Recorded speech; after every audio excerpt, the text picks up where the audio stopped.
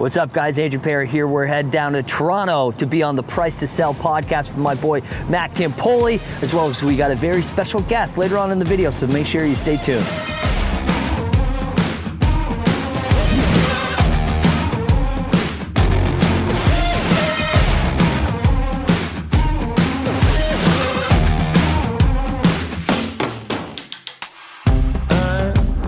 Hey Andrew, so what's the plan for the day? That's a good question. Ange, what's the schedule? So first we are headed downtown Toronto to meet with David at one of his newest listings. Then you are going to have lunch with him, followed by meeting Matt for the podcast. Okay, so you know what? We're heading down to Toronto. Got a full jam-packed day.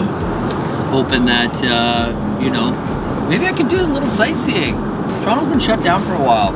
I want to go see the CN Tower. That's what people do there, right? When they're tourists, right? Downtown, baby. Lakeshore. Yo. Hey, Dave, what's going on? Good. We just got off on Lakeshore. Oh shit! All right. Okay.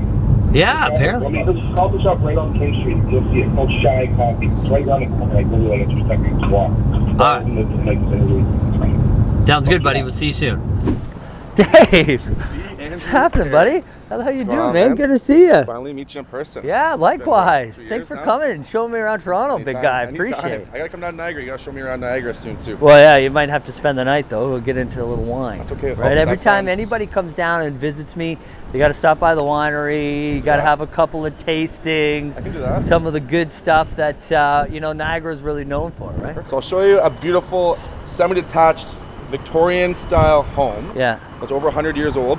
A lot of these homes down here, especially in this area, there's a lot of older homes that are getting now bought out by this new younger generation of people. Yep. So they're old homes, 100 plus years old, that are getting completely renovated inside and out, and they're stunning to see. It's all turning around. If you go up just north on the street here to Tecumseh, Yeah. it's beautiful. So I'll show you one today that's gonna be awesome. But first, get you some Toronto coffee. Everyone's about coffee in Toronto. Yeah. You got wine, we got coffee. All right, let's do it. Let's do it.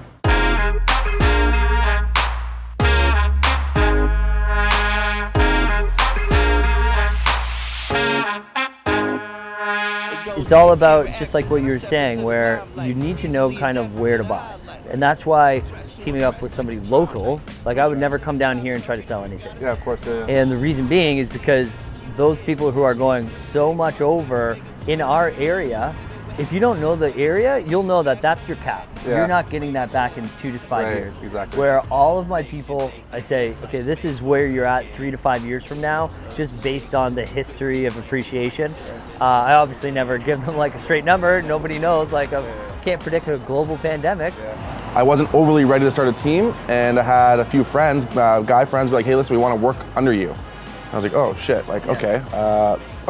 And then now I got 2 more females that want to join as well, and another guy, so 5 total. And like, at what point did you know like you were ready? What I did is I started slowly. So I got myself an assistant first. Yeah. And so what my assistant did is she helped everything on the back end. Sort through deals, book showings, did everything that I didn't want to do, but also didn't have time to do. Yeah. And then from there, we got our first buyer agent. And so typically I bring on buyer agents when my overflow is getting too big that I can't, I try to only work with about 4 to 7 buyers at any given time. I can handle more listings, obviously. But at that threshold is kind of when you want to start asking for help. We met because I was doing a vlog, and I was like, I want to support like local business, and I worked here, and I was like, man, this store looks fucking amazing. So I was like, hey, can I like come in and do like a vlog? And I bought like a bunch of clothes, showcased it for him, and then he's like, oh, I really appreciate that, man. And I was like, so that was like my biggest turning moment where I realized the importance of like social media and getting yourself out there. So that's why it's huge. Yeah. Content-based marketing through your community is super, super important because stuff like that happens, right? You never know who you're going to meet. 100%. And, you meet. He tells his friends, "Hey, by the way, I know a realtor now." He's like, "Oh, this guy's a realtor." Yeah. And it's all high-end clients that go here. No one's going into the store to not spend money, and yeah, so absolutely.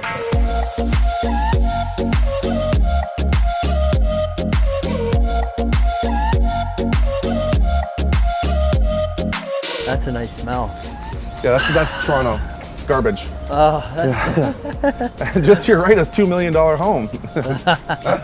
Yeah, so like as long as you have a house that backs onto one of these laneways.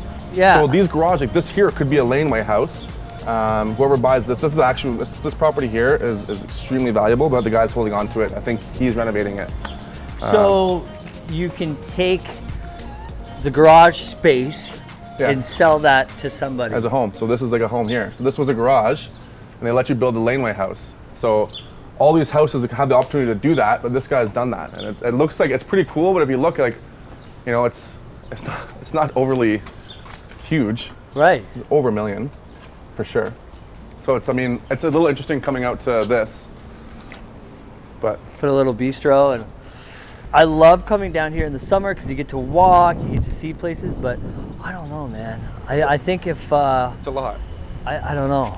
If you're not used to, it took me a while. I'm from London, so my parents are farmers. Yeah. So I grew up like very small town. Yeah. So when I first came down here, it was extremely overwhelming, like super, you know, you walk, the cool thing about Toronto is you walk a block and you're in a different neighborhood. Yeah. So you can walk a block and be in a beautiful neighborhood and then you're in a real shit area like in 5 minutes. I just feel like if I lived down here, I'd party all the time. You do.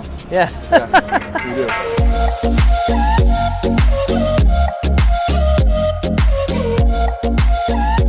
So this upstairs is like stunning. It's he's opened it all up, which is beautiful. Like didn't miss an inch, you know, like the bathroom is full custom to the skylights, which is nice, brings in extra lights. The flooring is amazing. Well, you know what? I'm loving the white with the what is this, bird? Is this bird? Real oak. I don't know, I'm just joking. Yeah. I got these ones are from the Bay. They're quite pricey, but they're like the only ones that stay on, and it's my biggest pet peeve when I'm walking and it's right here. So and you want to, see everybody in real estate hacks? Yeah, you gotta have this. We do wear socks. My God. Honestly, I must get asked 10 times a day. I know, me too. All right, well, thanks for coming to see my new listing here. Honestly, I really appreciate that. It's likewise, buddy. Like I said, we've been talking online now for what, 2 years, 2.5 years? Yeah. We finally meet today for the first time. All right, buddy. Bring it in. Let's just let's do that. We need that. All right. I gotta see my tippy toes.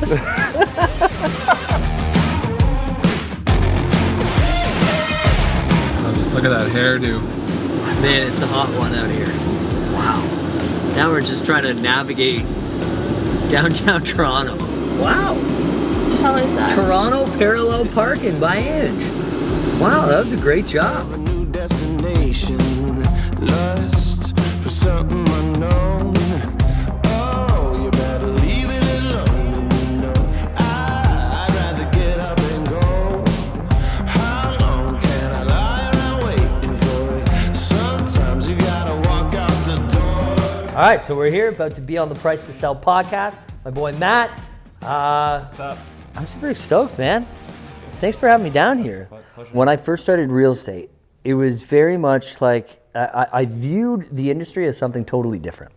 So I said, look at this guy. If he could do it, I can do it. Yeah. And it's so funny because, you know, I went against every coach.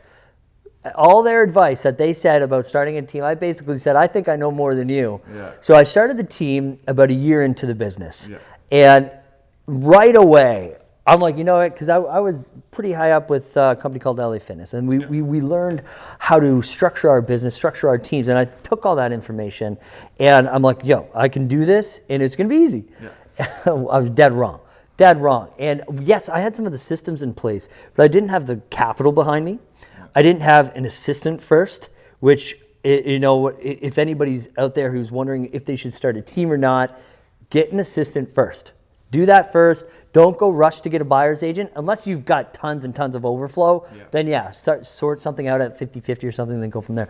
But I just took what Toronto, New York, California was doing, and I just made it my own in Niagara, and nobody had seen anything like that. And you know, when everybody was doing listing videos, I transitioned into lifestyle videos. When everybody started doing lifestyle videos, I transitioned into vlogs. So it was always just trying to stay one step ahead of what the trend was, so that I could get more attention. Got it. All right. That was good, man. Yeah, you like it? Yeah.